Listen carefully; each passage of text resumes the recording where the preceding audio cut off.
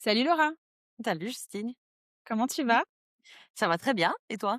Eh ben, je vais très bien, je suis ravie de te recevoir pour la deuxième fois dans le podcast. Oui, merci. Tu vas avoir une carte de fidélité à force en fait. Tu fais partie de ma vie, visiblement, du podcast, à l'extérieur du podcast, donc je suis ravie de t'avoir encore une fois ici. Bah, merci de me recevoir. Et de te supporter encore, mais c'est encore un plaisir. Franchement, c'est ce que je t'ai dit en off. Moi, à chaque fois, j'adore t'écouter me raconter la vie. Donc, c'est un podcast où je dois te poser des questions. J'aimerais beaucoup sortir les popcorns pour toutes les personnes qui nous écoutent aujourd'hui. Installez-vous confortablement. On a l'habitude de jamais se faire caresser dans le sens du poil, sinon on s'ennuierait et Laura adore secouer, les cocotiers et c'est notamment le sujet du jour parce qu'aujourd'hui, elle vient nous parler, de la double exploitation des indépendantes. Aujourd'hui, on va parler du fait que parfois on a l'impression de devoir bosser encore plus qu'avant et plus que les autres avec plus de pression et beaucoup moins de marge de manœuvre que nos chers confrères. Alors on peut se demander que le problème vient de nous, qu'on ne sait pas s'adapter, qu'on devrait toujours pouvoir faire mieux et savoir faire mieux et mieux dire ou moins dire, d'être plus cadré, plus stratégique. Mais est-ce qu'on serait pas un petit peu en train de se tromper vraiment beaucoup? Parce que, potentiellement derrière tout ça, il y a un système qui nous pousse, nous indépendantes, à se laisser exploiter, à être exploitées, à s'auto-exploiter, bref, et ne pas forcément s'en rendre compte. Donc Laura, tu es là pour, planter le décor et nous remettre le neurone à l'endroit. Tu es formatrice, tu es autrice et tu travailles justement sur ces questions-là de comment est-ce qu'on peut reprendre le pouvoir sur sa manière de travailler en sortant des discours ultra simplistes, sur lesquels on est biberonné H24, notamment sur les réseaux sociaux et du coup de pouvoir observer, comprendre et ajuster autant que possible le système dans lequel on évolue. Donc je l'espère que ce sera un épisode qui va faire bouger les lignes. En tout cas, on est là pour ça. Est-ce que tu as quelque chose à ajouter sur la personne que tu es ou est-ce qu'on est bon? Je crois que c'est déjà pas mal. Peut-être le seul truc que j'ajoute, qui va paraître un peu technique, mais ça va être, utile pour la suite, c'est que je vais vous parler à partir d'un référentiel, de systémique. Pour ceux qui me connaissent, ils ont l'habitude de m'entendre parler de ça. Mais encore plus, pour aujourd'hui, c'est l'épistémologie. Alors l'épistémologie, c'est, comment vous savez ce que vous savez, c'est comment on produit de la connaissance, quoi. Et donc je vous invite à travailler vos épistémologies à vous, mais ça, c'est encore un autre problème. Mais surtout quand vous écoutez des enseignants, des enseignantes, des chroniqueurs, des chroniqueuses, enfin bon bref, des personnes «sachantes» entre guillemets, ou du moins qui se présentent comme ça, se poser la question à partir d'où elles me parlent, en termes social effectivement, où sont positionnés, les gens socialement, parce que ça parle de leurs conditions matérielles, et à partir de quelle épistémologie on me parle. Donc moi, je vous parlerai avec une épistémologie matérialiste dialectique. Je pense, elle va s'éclairer au fur et à mesure de notre échange. Mais ça me paraissait important de le repréciser, d'entrée. C'est toi qui m'as proposé ce sujet et évidemment j'ai sauté sur l'occasion. Quand tu dis que les indépendantes sont 2 fois plus exploitées, tu parles de quoi concrètement? Bah, je parle d'une double exploitation, à la fois du patriarcat, donc de l'exploitation sexiste, et du capitalisme qui n'exploite pas que les femmes, hein. Donc le capitalisme, c'est le mode de production, dans lequel on évolue, quoi. Et donc du coup, bah, les femmes, elles se retrouvent dans la situation d'être à la fois exploitées par le patriarcat et exploitées par le capitalisme. Et les travailleuses indépendantes aussi, avec quelques particularités, on va dire ça comme ça, parce que le capitalisme, va les mettre dans une situation, quand même un poil différente de leurs collègues, salariés. Est-ce que tu peux nous donner une, définition, rapide du patriarcat, s'il te plaît? Je peux donner une définition rapide, c'est plus que, la définition rapide nous empêche de rentrer dans le détail forcément, et donc c'est pratique, ça évite que tout le monde, décroche d'entrée, et c'est un petit inconvénient parce que patriarcat en tant que tel, ça veut pas dire grand-chose. Mais ça marche pour le capitalisme, c'est-à-dire que on fait un peu des abus de langage pour dire le capitalisme, le patriarcat, parce que sinon c'est très long. Mais en fait, le capitalisme tout seul, bon, on peut dire des choses, mais il évolue. Et le patriarcat aussi, bien sûr. Donc le patriarcat d'il y a 300 ans, c'est pas le patriarcat d'aujourd'hui, c'est clair. Bon, pour faire une définition très générale, on peut dire que le patriarcat, c'est le système de domination masculine, donc qui va de pair avec le système d'exploitation des femmes, du coup, de fait. Une fois qu'on a dit ça, on n'a pas dit grand-chose, c'est-à-dire c'est un système de domination économique, éthique, institutionnelle, culturelle, des hommes sur les femmes. Alors quand on dit des hommes sur les femmes, on dit le sujet collectif homme dominant le sujet collectif femme. Ce qui veut pas dire que, bien sûr, à l'intérieur, vous n'avez pas des sujets individuels femmes qui sont des fois plus dominantes que certains sujets individuels hommes. Mais c'est ça qu'on veut dire quand on parle du sujet homme, sujet femme, on veut dire le sujet collectif. Et le sujet collectif, c'est très important pour comprendre les rapports de force et les rapports de pouvoir à l'échelle sociale, que ce soit dans le patriarcat, dans le racisme d'État, dans le capitalisme, etc. Voilà, donc on pourrait dire ça, pour en faire une définition rapide, même si on garde en tête que dire le patriarcat ne veut pas dire grand-chose parce qu'on n'a pas adressé quelle forme du patriarcat on interrogeait et qu'aujourd'hui, on pourrait se poser la question: «Est-ce que le patriarcat est encore le meilleur terme?» Est-ce qu'il est aujourd'hui le plus conséquent, le plus adéquat puisque ce n'est plus la figure du père de famille, patriarcal donc, qui implique de fait la domination? Hem il y a d'autres propositions qui sont données, capitalisme patriarcal, masculinisme capitaliste, mais bon, voilà les infos, vous irez creuser si vous voulez, mais bon, je pense qu'on a planté le décor, on voit à peu près de quoi on se parle. Bien, merci beaucoup. Justement, à quoi ça ressemble aujourd'hui une situation d'exploitation, mais version indépendante? Et du coup, c'est qu'en fait, les indépendantes, elles sont dans les travailleuses indépendantes, elles sont dans la situation de l'exploitation par le patriarcat. Bon, ça, c'est la situation, le sujet collectif femme dans la situation d'exploitation. Je vais pas faire une liste exhaustive parce que c'est difficile et puis c'est très, très long, mais toutes celles qui nous écoutent n'ont pas besoin de la liste exhaustive. Le patriarcat va créer de l'exploitation par le fait que vous habillez pas comme vous voulez, vous vous déplacez pas où vous voulez, vous déplacez pas comme vous voulez. Si on parle de ces questions-là, les violences S, bien sûr, au sens large. Je dis S parce que si tu mets sur YouTube ou quoi, tu vas te faire, cancel la vidéo. Hem, la question de j'y reviendrai après. L'exploitation du travail domestique qui est plus un assujettissement, mais on va pas chipoter, mais qui est bien sûr, un des lieux qui peut-être reste d'ailleurs le grand bastion, un des grands bastions de la domination patriarcale pour le coup, puisque c'est un travail à temps plein, hein. Puisque les statistiques, bon les stats c'est pas trop macabre, mais ça permet de décrire un petit peu le réel. On voit que les femmes à peu près en France, c'est 34 ou 36 heures, je sais plus, donc à peu près 35 heures de travail domestique par semaine. Donc Payé? littéralement, un temps plein et qui est bien sûr, non payé, bien entendu. Donc il y a cette exploitation-là, il y a bien sûr une exploitation, économique, blablabla. Bon et à côté de ça, et ben, il y a toute l'exploitation du capitalisme et le capitalisme, l'exploitation, c'est pas, main dans la main, c'est pas un bug dans la matrice, c'est le fondement du mode de production. Donc de toute façon, il ne peut pas, n'en déplaise à beaucoup de gauchistes qui veulent me faire du capitalisme vert ou du capitalisme, gentil ou je sais pas quoi, le capitalisme est un système d'exploitation que vous le vouliez ou pas. Donc, la seule question qui se pose dans le capitalisme, c'est qui peut tirer son épingle du jeu pour être un peu moins exploité? Mais donc, quand tu n'es pas un groupe dominant, c'est généralement, tu fais partie des groupes qui payent l'addition. Donc du coup, bah, les femmes, elles vont se retrouver dans cette situation. Les travailleuses indépendantes, en particulier, vont se retrouver bien sûr dans cette situation parce que en plus, elles ont encore moins de protection. Elles ont encore plus la situation de la précarité, encore une fois, dans le sujet collectif, parce qu'il y a bien sûr des femmes indépendantes qui sont beaucoup moins précaires que des femmes salariées ou des femmes sans emploi, comme on dit, qui ne travaillent pas. On adore, parce qu'on en connaît toutes, hein, des femmes qui travaillent pas, bien Bah sûr. oui, bien sûr. Mmh. Bien sûr. Bref, Et vous avez leurs enfants, elles travaillent pas. voilà. Mais bon, vous avez compris l'abus de langage, quoi.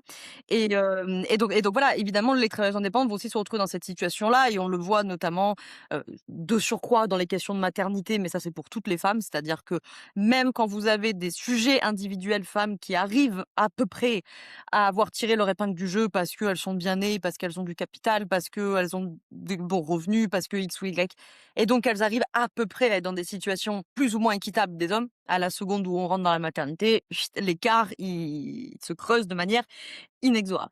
Et donc du coup, les femmes indépendantes, bah, elles vont aussi se bouffer le truc d'être la variable d'ajustement parfaite, quoi. Tu vois? «Ah bah oui, mais c'est toi, tu as qu'à y aller toi à la crèche ou à l'école ou je ne sais quoi, parce que toi tu as pas de patron et puis toi tu es libre de tes horaires et puis toi tu t'organises comme tu veux et puis blablabla», tu vois? Donc évidemment, ce sont des statuts professionnels avec lesquels, il me semble, il faut avoir d'autant plus de vigilance. Statut d'exploitation, parfait. Non. «Oh mais toi tu comptes pas tes heures, puis tu sais, tu peux travailler quand bébé dort. Tu peux travailler à 1 heure du matin. Après tout, tes mails, tu peux les faire à 1 heure du matin», tu vois? Je pourrais Tu donner des tonnes chipotes. d'exemples. tu as la liberté de le faire. Oui, bah, voilà, bah, tu fais bien de citer la question de la liberté, c'est toujours une douille de toute façon, surtout, quand on est un sujet individuel d'un sujet collectif dominé. Ça marche pour les femmes, mais ça pourrait marcher pour des personnes racialisées, ça peut marcher pour des personnes non valides, ça marche pour d'autres sujets collectifs, mais puisqu'aujourd'hui on se parle de celui-ci, la liberté, c'est toujours une douille. Ça, c'est évident, c'est évident. Il y a pas de liberté sans égalité. L'égalité, vous l'avez pas. Donc après, il y a des sujets individuels de femmes, de certaines femmes qui sont très aisées financièrement ou qui ont beaucoup de pouvoir parce qu'elles sont à des postes de direction ou quoi que ce soit et qui, elles, à l'échelle individuelle, effectivement, peuvent rentrer dans une notion de la liberté, etc., mais parce qu'on a dégagé beaucoup de conditions matérielles. Pour la majorité des sujets individuels femmes, la liberté, c'est pas vraiment la question. Justement, comment une indépendante peut, se faire exploiter, déjà dans son entreprise, mais aussi dans sa sphère personnelle, sans s'en rendre compte? Ah, déjà la question de l'exploitation, peut-être il faut commencer par celle du capitalisme pour le coup. Le capitalisme, on s'en est pas parlé, mais bon, en 2 mots, c'est un mode de production. Je me permets de le rappeler parce que des fois, on se fait un peu gaslight parce qu'on vit évidemment dans un monde ultra sexy, si on reprend la question du patriarcat. Donc évidemment, même le sujet collectif femme a énormément de sexisme intériorisé et donc vous retrouverez plein d'individus femmes qui vont défendre le patriarcat. De la même manière, hein, vous trouverez, plein de personnes individuelles de sujets, pardon, j'ai perdu mon mot, de sujets individuels racialisés qui vont vous défendre le racisme d'État et vous trouverez, plein d'individus prolétaires qui vont, vous défendre Bernard Arnault. Bon, certes, maintenant, si on revient à la question du sujet, collectif, effectivement, on vit dans un monde, ça veut pas dire grand-chose, mais nous, on vit en France métropolitaine, donc quand vous vivez dans un monde occidental, capitaliste. Des pays comme la France qui sont pas des pays anodins dans le monde. On n'est pas un pays parmi tant d'autres. Vous, si comme si moi vous êtes né en France métropolitaine, vous avez grandi en France métropolitaine et pas que en France, hein, mais pour parler du pays que je connais, vous avez grandi dans un pays capitaliste, bien sûr. Vous avez grandi dans une dite démocratie libérale. Vous avez grandi dans un pays qui est un pays du centre de l'impérialisme et qui est un des pays les plus forts de l'impérialisme. Donc évidemment que nous sommes dans un rapport au monde très différent, dans un pays qui est évidemment profondément raciste. Venez pas commencer à dire dans les commentaires de la chaîne: «Vous êtes le pays du centre du colonialisme, hein. C'est vous qui avez organisé l'esclavage, hein. Commencez pas à venir nous dire oui, je sais pas quoi». Bon, et donc évidemment, on baigne dans tout ça, dans un pays patriarcal, bien sûr, sexiste, bon, pas que la France, bien sûr, mais donc on a plein de schémas sexistes et racistes et validistes et cetera en tête. Et nous avons grandi dans un pays capitaliste et donc nous avons les schémas mentaux qui vont avec, plus ou moins selon un sujet collectif. Ce mode de production capitaliste, il est tellement fort, tellement puissant, tellement omniprésent, tellement tout ce que tu veux, que tu entends des phrases du type: «Oui, enfin, le capitalisme, ça a toujours existé». Alors non, faut réouvrir un livre d'histoire et en urgence, hein, parce que le capitalisme, c'est quand même pas très, très vieux cette affaire-là, hein. Donc je refaisais cette introduction parce que des fois, ces systèmes-là, ils sont tellement totalitaires au sens totalisant qu'on a l'impression qu'ils ont été là de tout temps et qu'il est impossible que le monde fonctionne autrement. Mais le capitalisme, par exemple, est un mode de production très récent à l'échelle de l'humanité, hein, bien sûr. Vous avez eu des modes de production différents avant, comme le féodalisme. Il en existe d'autres, des modes de production. Donc, c'était important de repréciser ce truc-là. Ce mode de production capitaliste, pour faire une phrase très large, on peut le résumer en disant que c'est un mode de production qui a la particularité que les capitaux, les sources de revenus, les moyens du travail n'appartiennent pas à ceux qui les mettent en œuvre par leur travail, mais à ceux qui sont propriétaires. Cette petite, nuance qui peut avoir l'air d'être un peu technique, un peu théorique, en fait, elle est fondatrice de tout et c'est, il me semble, sur ce mode de production qu'il faut lire le patriarcat. Dans le sens, le patriarcat l'a précédé, hein, et lui survivra, je le crains. Mais dans le sens que le patriarcat que nous vivons, nous, parce que le patriarcat d'il y a 500 ans, c'est très intéressant, mais c'est pas notre sujet du jour, il est imbriqué à la question capitaliste. Et donc l'exploitation, pour arriver à ta question, elle est pas dissociable, en fait. En fait, tu pas exploité par le patriarcat d'un côté, par le capitalisme de l'autre. Ils sont de toute façon intriqués et ils s'entendent très, très À bien. merveille. Donc cette petite, définition théorique qui peut paraître être un peu du branlage, de cerveau et de la théorie machin. En fait, c'est fondamental. C'est-à-dire, les moyens du travail et les moyens de production n'appartiennent pas aux travailleurs et aux travailleuses. Si cette phrase vous paraît normale, c'est que vraiment, il y a du gaslight dans le cerveau. C'est normal, puisque pour tout ce que j'ai évoqué avant. Mais quand on prend 2 minutes pour y réfléchir, tu te dis, c'est quand même bizarre cette histoire-là, parce que du coup, qui tire le profit du travail? Bah, du coup, c'est pas les travailleurs et les travailleuses. Donc l'exploitation, elle est ici, hein. Le le capitaliste a le mérite de pas mentir. C'est tu l'avais soulevé depuis le début. Donc j'en arrive maintenant à la question. Les travailleuses indépendantes, bah, du coup, vous aurez les manifestations, on va dire, de cette exploitation-là, comme tout travailleur et travailleuse, qui peut varier un petit peu selon vos situations individuelles respectives, parce qu'il y en a peut-être parmi vous qui nous écoutez, qui êtes davantage propriétaires de capital, et peut-être que vous tirez vos revenus ou la majorité de vos revenus de votre capital. Alors le capital chez nous, c'est-à-dire de la rente, hein, pour faire très, très simple. S'il y a des marxistes qui m'écoutent, paniquez pas, vous énervez pas, c'est pas tout à fait ça, mais on va faire simple, d'accord? Par contre, si parmi vous, et je pense qu'il y en a beaucoup, vos revenus viennent de votre travail, c'est-à-dire que si vous ne faites pas vos missions de graphiste ou de formation ou, je sais pas moi, de rédaction web ou peu importe ce que vous pouvez faire, bah, vous avez pas d'argent. Alors peut-être ça vous paraît évident, mais sachez qu'il existe une catégorie de la population, c'est pas leur problème le travail, hein. Ils ont des revenus autrement. Parce qu'ils touchent des loyers, parce qu'ils touchent des actions, parce qu'ils touchent des dividendes, etc. Vous, si vous êtes dans la situation que c'est votre travail qui vous rémunère, vous êtes donc dans une situation d'exploitation, puisque vous ne touchez pas l'intégralité de votre travail, puisque comme je viens de l'expliquer avant, le profit, il revient à ceux qui sont propriétaires des moyens de production. Les indépendantes, vous êtes dans une situation un petit peu hybride. On va schématiser très, très, très vulgairement. Si vous ne vivez que de votre travail, je suis navrée de vous dire, parce que des fois ça crispe, vous êtes des prolos.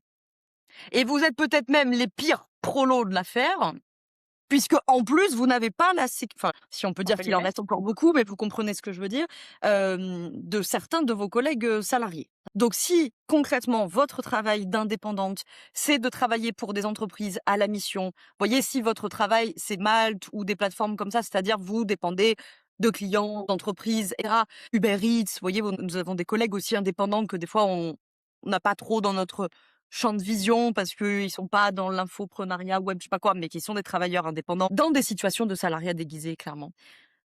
Vous êtes au max de la situation prolétaire précarisée totale. Nous avons beaucoup de travailleuses indépendantes dans ces situations. Aussi, on l'a dit tout à l'heure, parce que plus elles auront d'enfants, moins elles vont travailler.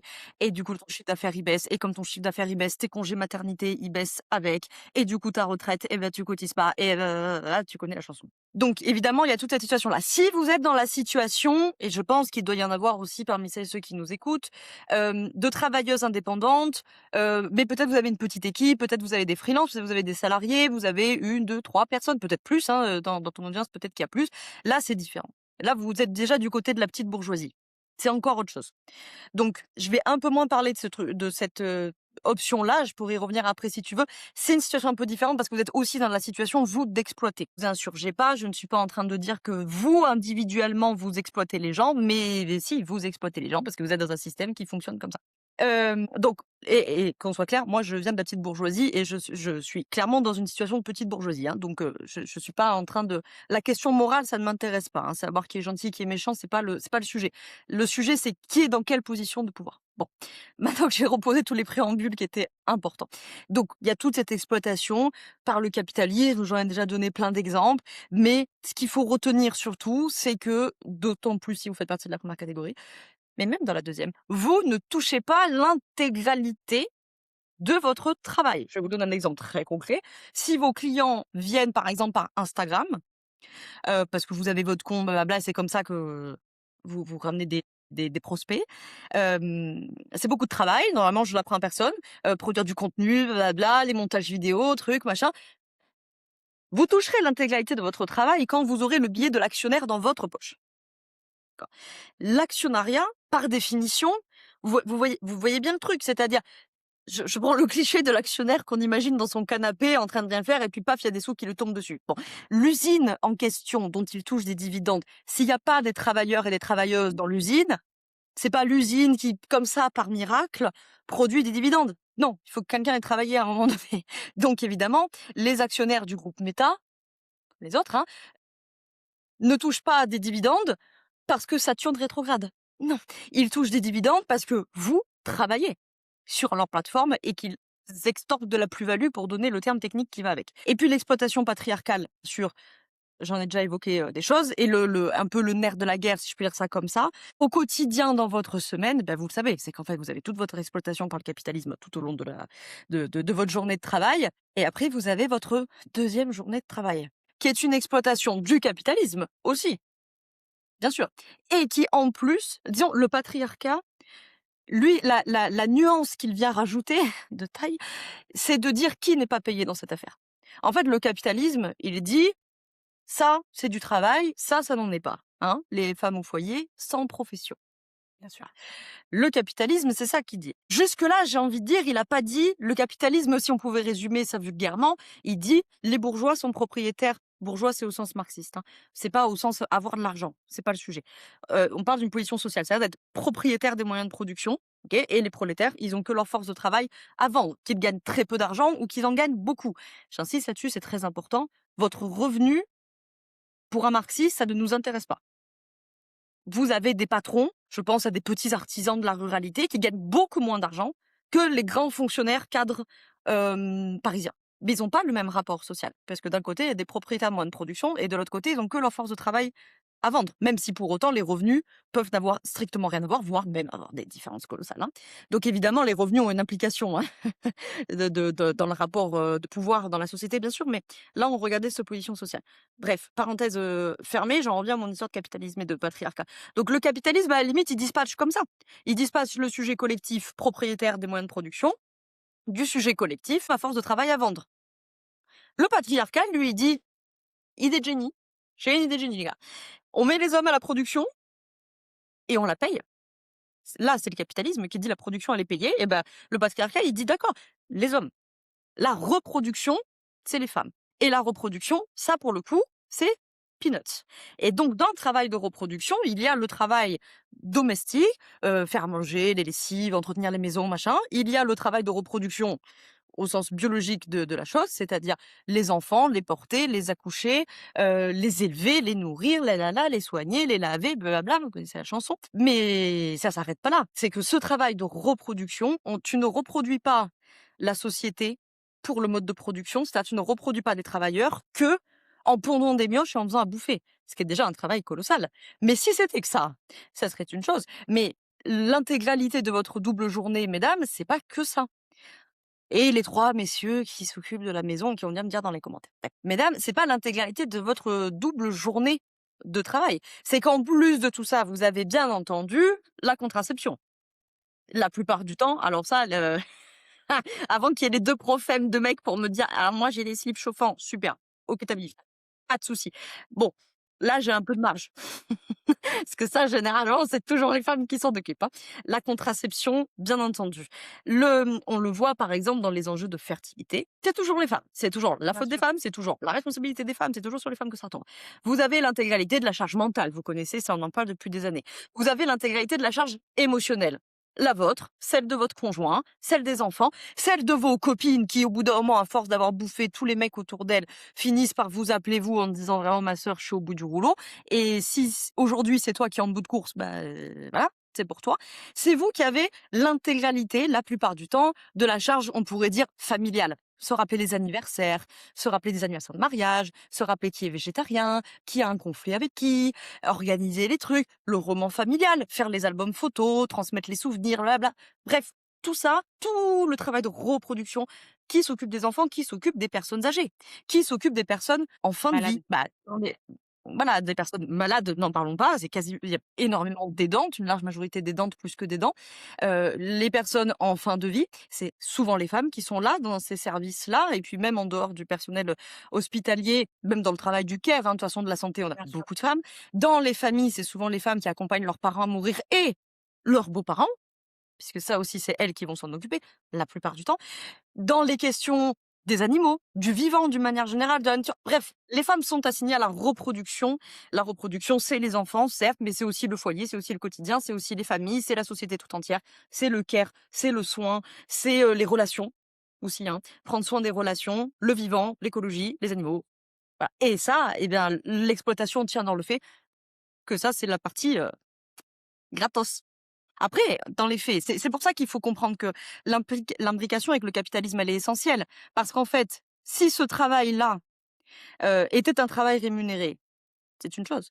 Ou à l'inverse, si tu te débarrasses du système monétaire, la question, elle se pose toujours, mais elle se pose autrement. Par contre, dans la situation où là, nous sommes, bah, c'est bien entendu, vous le savez, hein, c'est que il y a c'est surtout les femmes, si on regarde le capitalisme, hein, c'est surtout les femmes qui ont le travail précaire. C'est surtout les femmes qui ont le travail à temps plein, justement pas à temps plein, à mi-temps ou à temps, partagé. Heu et c'est les femmes qui ont le travail de la reproduction, blablabla, je refais pas, qui est un travail non payé. Tu en as un petit peu parlé, mais justement, c'est quoi les signaux faibles que l'on peut normaliser de cette double exploitation? Alors, toute la clique du sexisme intériorisé, patriarcat intériorisé, alors en tête de liste, «Non, mais c'est mieux que ce soit moi qui le fasse parce que lui, il sait pas faire». «Non, mais je vais le faire, moi parce qu'en fait, à chaque fois que je le laisse faire un truc, en fait, c'est fait n'importe comment et après, en fait, j'ai le triple travail de repasser derrière et de devoir lui expliquer, mais de devoir lui dire gentiment, mais de manière très claire parce que si c'est pas clair, il comprend pas, mais pas trop frontal parce que sinon ça va l'énerver». Là, la charge émotionnelle, encore une fois. Je vais appeler mes copines, je vais faire des vocaux pour savoir comment est-ce que je lui dis, là et au pire du pire, je vais aller en thérapie de couple, mais moi, toute seule avec mon argent, hein, tu vois? Tu connais la chanson parce que tu comprends, lui, il a pas le temps, il travaille, machin, bon, tu vois? Toutes ces thématiques de voilà, de l'intériorisation par les femmes elles-mêmes de la domination qu'elles vivent. Là, on se focus sur le travail domestique parce que c'est interminable de faire une liste exhaustive, mais bien entendu, ça marche également, heu, tout domaine, par exemple, des violences, ça marche aussi bien sûr sur toutes les violences économiques, hein. Une énorme douille, je vais pas me faire des amis avec ça, hein, je vais encore me faire des problèmes moi. Une énorme douille, c'est le truc de, je vais pas me marier ou me pacsser ou bref, une sécurité, juridique, si je pourrais dire ça comme ça, parce que moi je veux être libre. Chacun son truc. Ouais, ouais, ma sœur, si tu gagnes pas 10 fois ce qu'il gagne, permets-moi de te dire et pas 10 fois ce qu'il gagne ton salaire, du capital. Alors et si tu es dans un couple hétéro, parce que évidemment le rapport de pouvoir ici, il est fracassant. Donc là, dans cette situation-là, tu vois, ça typiquement, pour moi, c'est une énorme douille. Le truc de: «Non, non, mais mesdames, faut que vous soyez libres, blablabla». Non, mais évidemment, je vais pas dire aux femmes de pas être libres, parce qu'après, vous ne l'êtes pas. C'est pas une question de c'est bien, c'est tu vois, c'est cet énorme problème de, c'est pas gentil d'être méchant. Super, d'accord, merci. Sauf qu'en fait, la la vérité, c'est que mais depuis ça a été beaucoup, débunké, notamment je crois que c'est Titu Lecoq qui en a beaucoup, parlé dans son livre, toute la théorie des pots de yaourt et cetera. C'est qu'en fait, pendant que votre conjoint va rembourser le crédit de la maison, le crédit de la voiture et cetera, donc du ca bon la voiture c'est pas un capital, mais la maison, l'appartement, je sais pas quoi, ça c'est du capital. Vous, pendant ce temps, vous payez les courses du quotidien, le plein d'essence, les body pour le petit qui mettra plus dans 3 jours, les couches, je sais pas quoi. Et le jour où il y a séparation et qu'il peut se barrer comme ça parce que vous êtes libre, à toi, walou, il te reste rien. Et on le sait, quand il y a séparation, même dans certains cas de divorce selon les régimes matrimoniaux, on va pas faire un cours sur les régimes matrimoniaux, et c'est les femmes qui se retrouvent toujours lésées de ce genre de situation. Voilà, donc tout ce genre d'intériorisation, de minimisation, vraiment là-dessus, moi j'en parle souvent sur la question du couple, c'est un de mes sujets de spécialité, mais c'est vraiment méfiez-vous mesdames parce que votre sociabilisation, elle la plupart du temps, c'est une sociabilisation du care, du soin.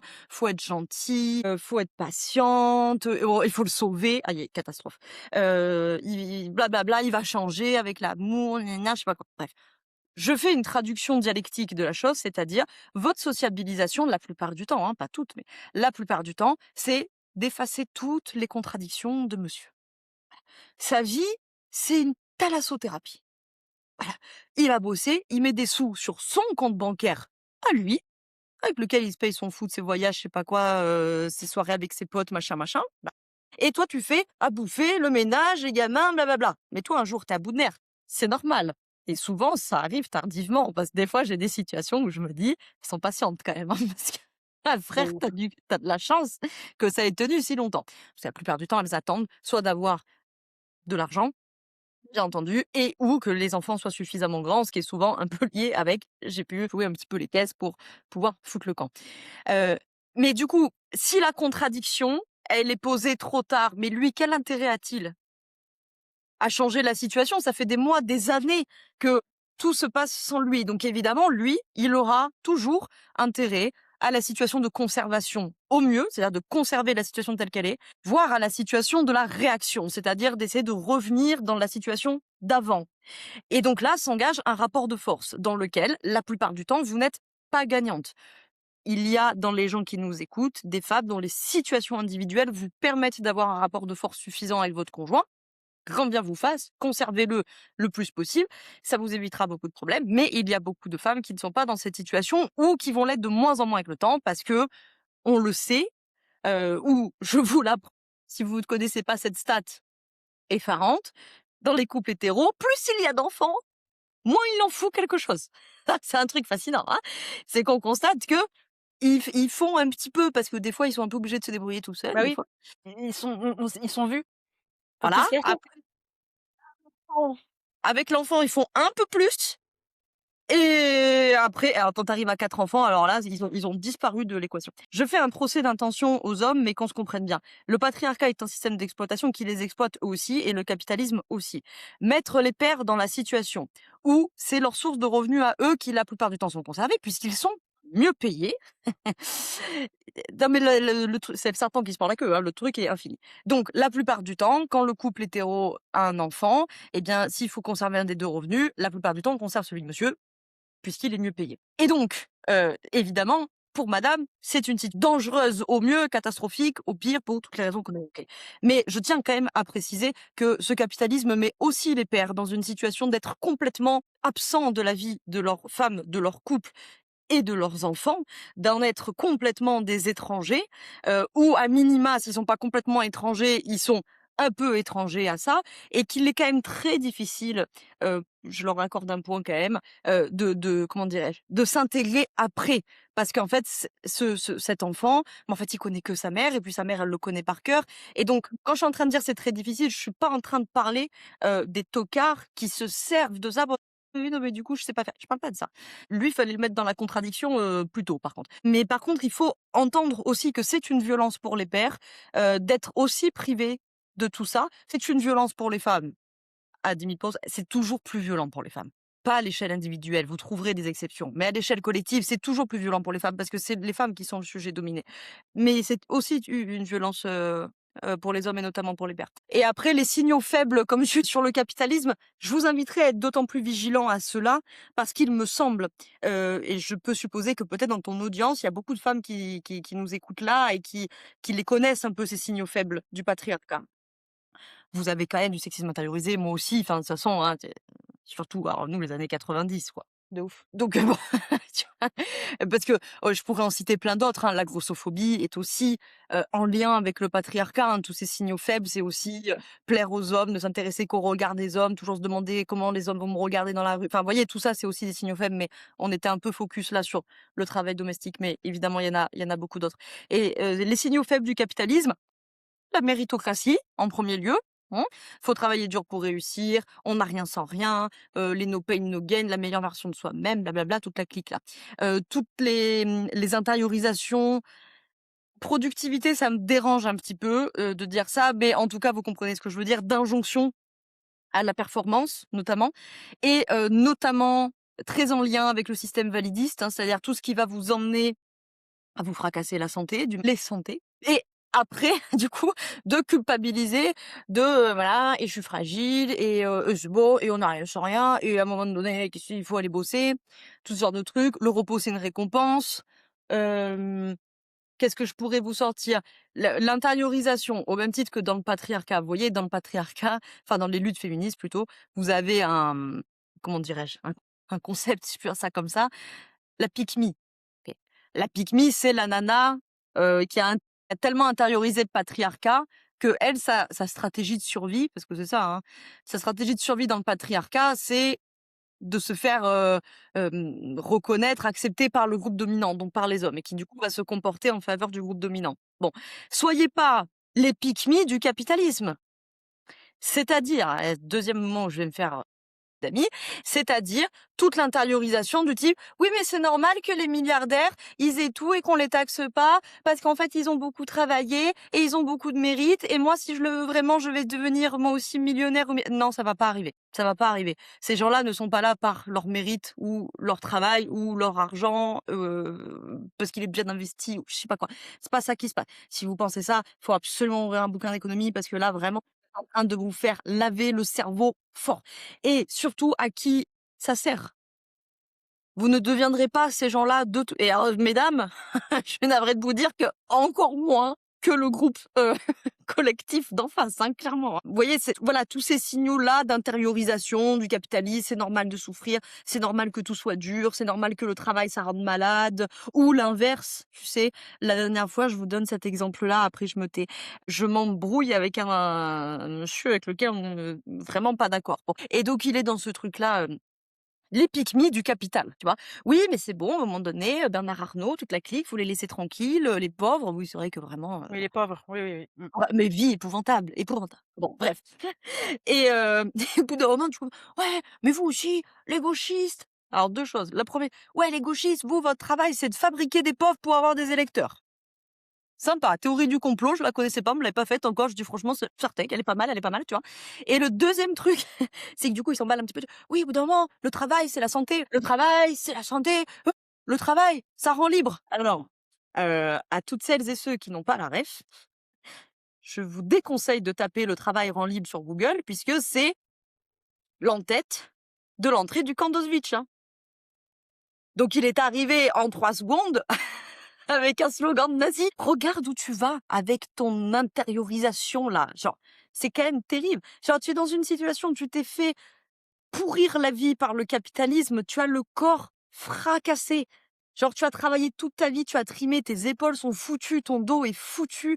Tu vas mourir 10 ans avant les autres, parce que c'est ça qui se passe pour les ouvriers, c'est qu'ils ont une espérance de vie 10 ans inférieure aux autres.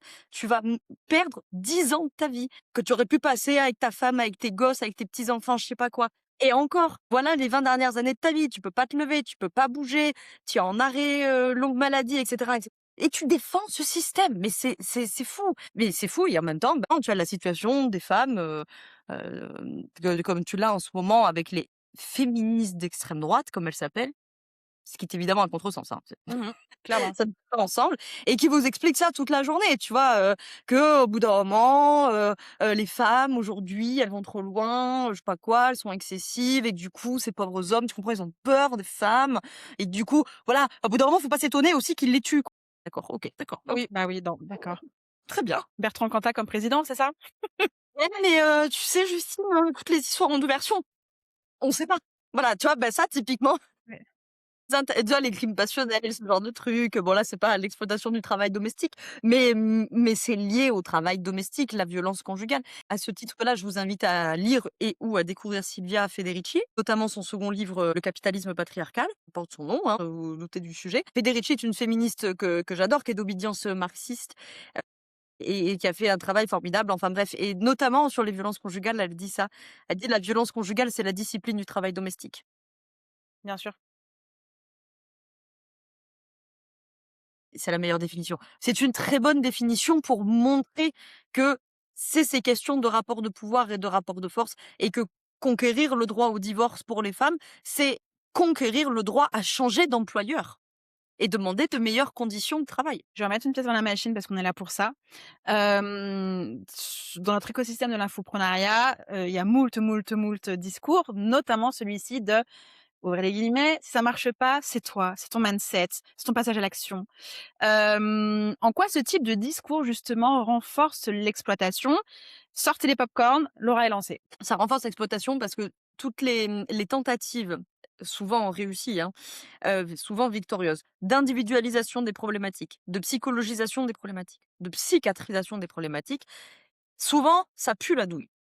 Je vais préciser un truc après, mais là pour qu'on se comprenne bien, eh bien évidemment là le truc de «tout vient de toi, c'est ton mindset machin», c'est Ah non, non, il y a aucun sujet social, il y a aucun sujet systémique, c'est toi, ton individu. Oui. Donc l'individualisation des problématiques, ça généralement, ça sent pas bon. Ça sent pas bon dans le sens que c'est nécessairement une dépolitisation d'un sujet. Là, pour l'entrepreneuriat, vous pouvez le retrouver pour tout, hein. Dans la question du coup, par exemple, vous avez le truc de il faut que tu attires à toi la bonne personne. Si tu attires la mauvaise personne, c'est parce que toi, à l'intérieur, tu t'aimes pas assez, je sais pas quoi. Voilà, vous savez ça. Je pourrais donner plein d'autres exemples. Psychologisation des problématiques, donc le fait qu'on vienne psychologiser, genre, «Ouais, non, mais tu vois, tu une meuf hétéro, tu te retrouves qu'avec des mecs qui foutent rien à la maison, c'est parce que t'es trop contrôlante». Alors peut-être que tu es trop contrôlante, effectivement. Après, on va quand même regarder ça de manière globale et systémique et on va quand même constater qu'ils en foutent pas une à la maison. Voilà, et c'est pas toi en particulier qui attire, qui attracte je sais pas quoi avec ton taux vibratoire machin, des mecs qui en foutent pas une à la maison. Ce qui pour autant n'enlève pas le fait que peut-être tu as un problème de contrôle et que peut-être ton taux vibratoire il est pourri, je ne sais pas. Par contre, vous voyez, comme ça dépolitise, ça enlève tout le volet social systémique, quoi. Et des fois la charge mentale. Même truc. La charge mentale, oui, mais c'est toi aussi, tu pas assez flexible, tu trop contrôlante, je sais pas. Et on peut carrément aller au niveau de la psychiatrisation. Ça, c'est un truc qu'on a vu ces dernières années avec les co-anxiétés, par exemple, hein. Donc évidemment, aucun problème systémique, aucun problème de criminel climatique, pas du tout, c'est toi. Tu es co-anxieux. Voilà. Donc, mais vous voyez, c'est un truc que vous pouvez avoir avec le burn-out aussi, hein. Là, je vais 3e moment, je vais pas me faire des amis. La question du burn-out, moi, personnellement, je ne suis pas favorable qu'il rentre au manuel de diagnostic psychiatrique parce que c'est pas les individus qui sont malades psychiatriquement de faire des burn-out, c'est qu'ils sont exploités par un mode de production qui est un rouleau compresseur, quoi. Et encore une fois, tu vois, c'est une individualisation, de psychiatrisation, c'est-à-dire toi, t'as pas les ressources, tu manques de résilience. Très bon concept de Boris Cyrulnik, mais qui s'est fait heu, accaparer, on va dire, le concept par le néolibéralisme. Voilà, donc c'est toi qui sais pas gérer ton stress, c'est toi qui manque de résilience, bla, ton mindset, machin, je sais pas quoi. Et encore une fois, tac, on dépolitise et on parle pas des conditions matérielles de travail et on parle pas, bien sûr, des systèmes X et Y parce que là, il faudrait parler du validisme également au milieu, et cetera. Le 2e truc que je voulais dire sur cette question-là, c'est qu'au demeurant, les libéraux qui souvent tiennent ce genre de propos-là, donc nous, on les a beaucoup dans notre secteur, hein, les entrepreneurs, mindset, machin, du libéral de base jusqu'au libertarien zinzin là, qui veut qu'on arme tout le monde parce que la liberté individuelle, machin, machin. Bon. Donc on a le continuum là, hein, c'est un continuum, hein. Il démarre avec la même base, la liberté. Bon. Le il y a du vrai dans l'erreur. Ce que je veux dire par là, c'est que très souvent, le problème de ces discours-là, c'est pas tant qu'ils sont faux, plutôt qu'ils soient incomplets. Tu vois? C'est-à-dire le truc de base de l'entrepreneur libéral.jpg qui te dit oui, mais tu sais, je sais, dans la vie, on a toujours le choix. Le problème du gauchiste de base, il dit ah, c'est pas vrai, on n'a pas toujours le choix parce que quand même, on n'a pas toutes ces conditions sociales, machin. Mais le problème, c'est qu'une fois que tu as dit ça, en fait, les deux, ils ont raison. Parce qu'en fait, il a du vrai dans l'erreur, l'autre bourricot, quand il te dit on a toujours le choix. Oui, on a toujours le choix, effectivement. Le problème, c'est que quand tu as dit ça, tu pas dit quel choix, à quelle personne, dans quelles conditions. C'est là que le gauchiste a du vrai dans l'erreur, parce que lui, il dit, bah non, parce qu'en fait, frérot, t'es mignon, mais quand t'es Bernard Arnault, t'as quand même pas tout à fait le même choix que quand t'es Justine Arma. Donc, excuse-moi, mais en fait, voilà. Mais du coup, il y a du vrai dans l'erreur. C'est plutôt des deux côtés. C'est plutôt le problème, un problème épistémologique pour le coup. C'est plutôt, il me semble, un problème de complétude, c'est-à-dire la question de la dialectique qui va nous intéresser à comprendre la situation. Comprendre, c'est comprendre avec sa tête, certes, et c'est comprendre au sens mathématique. Vous vous rappelez, désolé, les non matheux, je vais vous rappeler de mauvais souvenirs. Quand on vous disait blablabla et compris dans l'ensemble R, par exemple. C'est ça, comprendre. La dialectique, elle comprend cet enjeu-là. Je vous l'illustre avec un dernier truc pour que ce soit clair sur la question du choix. Le choix, c'est souvent une douille. Il y a du vrai dans l'erreur, dans ce qu'il raconte, mais c'est souvent une douille dans un discours politique. Quand je dis politique, ça peut être politique politicienne, mais politique au sens large, d'accord? Et dans l'entrepreneuriat, on l'a tout le temps, la question du choix. Et on l'a tout le temps, c'est pas pour rien, parce que c'est un concept qui est cher au libéralisme, hein, et que souvent, avec la liberté de choix, la liberté d'entreprendre, on a toujours le choix, il faut faire les bons choix, bon. Le choix, très souvent, c'est une énorme douille parce que ça dépolitise et ça masque, encore une fois, quel choix, pour quelle personne, dans quelles conditions. Alors l'exemple que je donne, je l'ai volé à mon mari, hein, donc je lui fais le copyright, mais lui, il le prend toujours comme ça en me disant: «Quand le droitard, il te dit que tu as toujours le choix, en fait, il a raison parce qu'entre la peste et le choléra, tu as le choix. Sauf qu'en fait, si je te propose la santé, ben, en fait, il y a plus de choix. Ça n'a plus aucun sens. Qui va choisir le choléra plutôt que la santé?» Donc évidemment qu'en fait, si je te propose la santé, le choix, il disparaît. Donc en fait, le choix, c'est un concept à la con. Enfin, c'est pas un concept à la con. Comprenez ce que je veux dire? D'un point de vue politique, en fait, ça nous dit pas grand-chose. C'est-à-dire que quand l'entrepreneur, il te dit: «Oh, mais en fait, au bout d'un moment, t'as le choix. Soit tu te tues au boulot et tu réussis, soit, tu te reposes, mais du coup, tu réussis pas». Mais qu'est-ce que c'est que ce choix? Mais enfin, c'est pas un choix. Moi, le système politique que je défends, c'est qu'on peut réussir. Faudrait qu'on se mette d'accord sur la définition. Mais réussir au sens avoir une vie digne de ce nom sans se tuer à la tâche. C'est quoi cette histoire? Soit tu es en bonne santé, soit tu as de l'argent?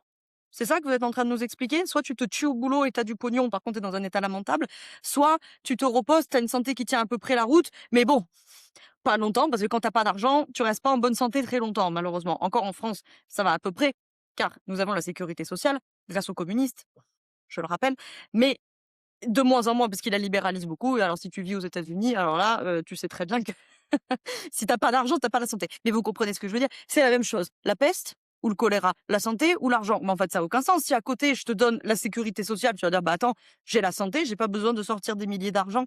Donc voilà, la notion du choix, c'est c'est souvent une douille et j'illustrais ça pour vous dire que souvent, je pense qu'on s'embourbe, dans ce genre de débat, par exemple, là, dans le milieu de l'entrepreneuriat, parce qu'en fait, celui qui est en face, il peut te dire: «Bah, si, en fait, c'est vrai qu'on a toujours le choix» et en fait, oui, en fait, il a pas tort non plus quand il dit ça, tu vois? C'est juste que le concept, il est pourri, tu vois? On a bien compris que, à force de tout ça, en plus, les indépendantes ont tendance à être, à vouloir aller, flirter à chaque fois sur la perfection. Donc la parfaite épouse, la parfaite maman, la parfaite entrepreneuse, la parfaite influenceuse, le fit parfait, l'offre parfaite. Tout ça fait que ce truc de syndrome de la bonne élève et de la perfection, sur tous les fronts, dans toutes les sphères de la vie d'indépendante, fait que c'est la personne idéale pour se faire presser le citron jusqu'à être compressé slash écrasé. C'est ça le quotidien aussi de l'indépendante et de cette zone de double exploitation. Moi je me demande, est-ce qu'il y a un moment où ça craque, où vraiment il y a des personnes qui restent coincées là-dedans et qui s'en rendent pas compte? Mais la majorité des femmes sont dans cette situation, je pense, hein, de toute façon. C'est-à-dire, soit elles s'en rendent pas compte, c'est-à-dire, c'est ce que nous, on appellerait la fausse conscience et qui peut concerner tous les indépendants d'ailleurs, hein. Les indépendants dans la situation de la fausse conscience, bah, tu viens de les décrire il y a 3 minutes avec ta question précédente. C'est-à-dire, c'est ceux qui, hem, interprètent leur situation à travers les catégories du capital, mais qui voient pas les catégories du capital et qui appellent ça le mérite, qui appellent ça le choix, qui appellent ça la liberté, blablabla.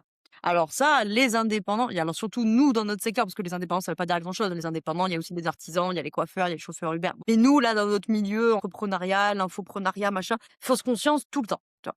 Et la fausse conscience, bah, tu peux la retrouver chez les femmes, c'est-à-dire qui voient leur situation, qui l'interprètent à travers les catégories du patriarcat, mais qui les naturalisent, qui les essentialisent, ou qui sentent bien qu'il y a une douille quelque part, tu vois, mais il y a ce gaslight parce que le système, il est, encore une fois, totalisant et moi, il me semble, alors là, je vais avoir plein de désaccords avec des camarades, mais enfin, en tout cas, c'est un vaste débat avec beaucoup de camarades, mais moi, il me semble que le patriarcat, il est des fois même presque plus totalisant que le capitalisme, tu vois?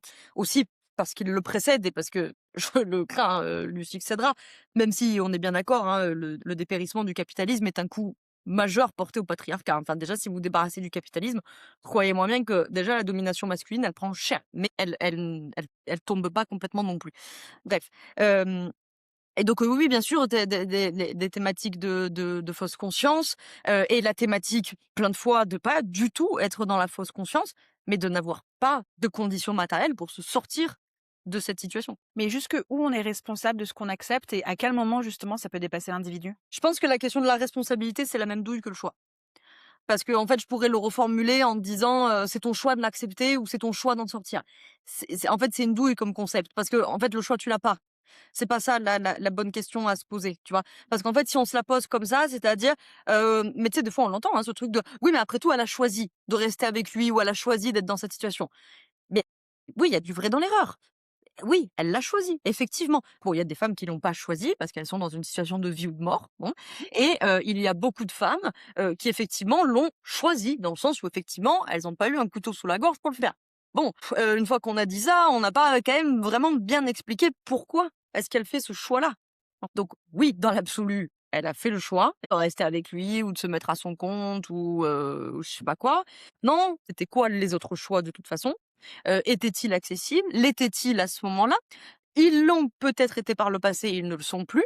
Puisque quand j'étais, en couple avec mon mec, c'était pas la même situation parce que maintenant on a 3 enfants et qu'ils ont tous moins de 5 ans et que en fait, j'ai enchaîné les congés mat, sauf qu'entre temps, j'ai pas fait du chiffre d'affaires. Donc en fait, mon troisième congé mat, et ben, j'ai pas cotisé des droits. Donc en fait, on m'a dit: «Ah, vous vous débrouillez». Donc bah, du coup, je me suis mis en congé parental. Bon, le congé parental, c'est 400 € par mois.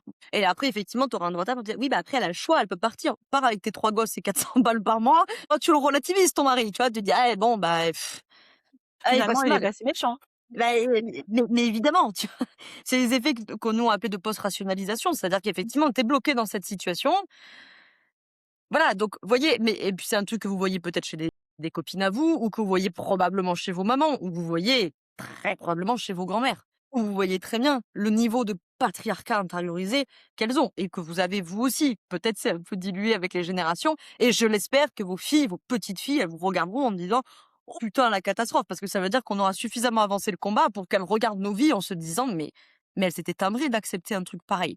Je l'espère, parce que ça veut dire que le combat, il aura suffisamment avancé, que des choix, elles en auront d'autres. Bon.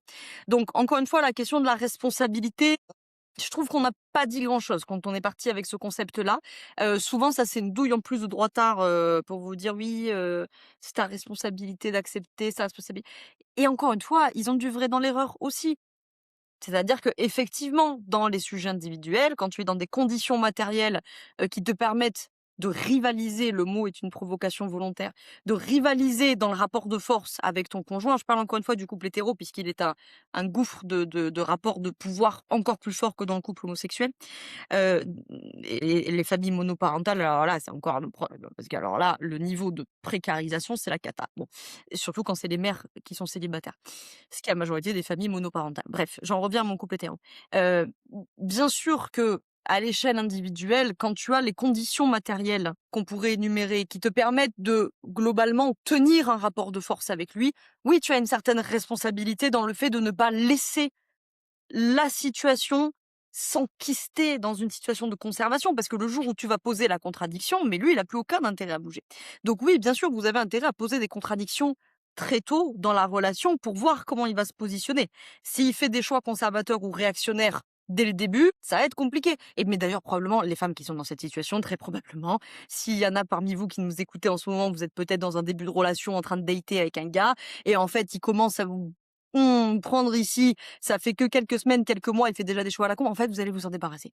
Et vous allez vous en débarrasser probablement parce que vous êtes dans les conditions matérielles de dire: «Frérot, tu fais pas l'affaire. Je m'en fous». D'accord? La première condition matérielle à laquelle on pense, c'est l'argent, massif dans un système capitaliste, mais c'est pas le seul, hein.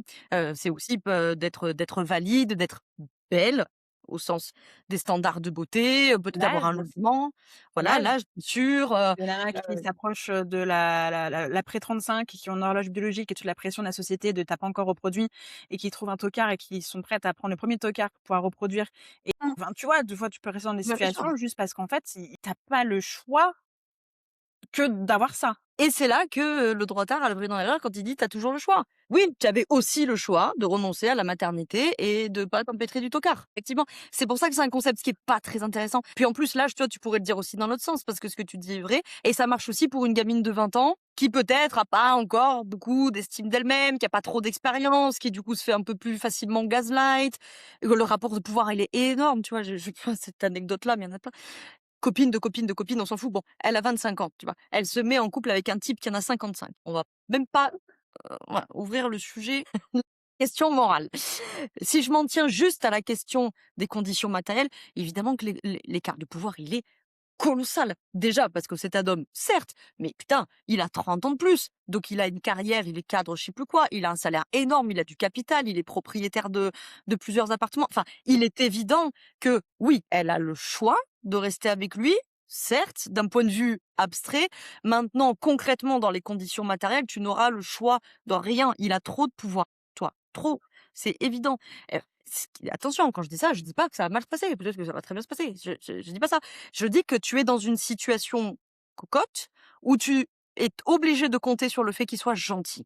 Et ça, c'est un problème. Parce que tu as énormément de ces couples hétéros où les femmes, elles se retrouvent dans cette situation de compter sur le fait que mon mec, il est gentil, j'espère il va le rester. Je l'espère aussi. Parce que si demain, il ne l'est plus, et encore une fois, soyons pas idéalistes, il va pas devenir méchant parce que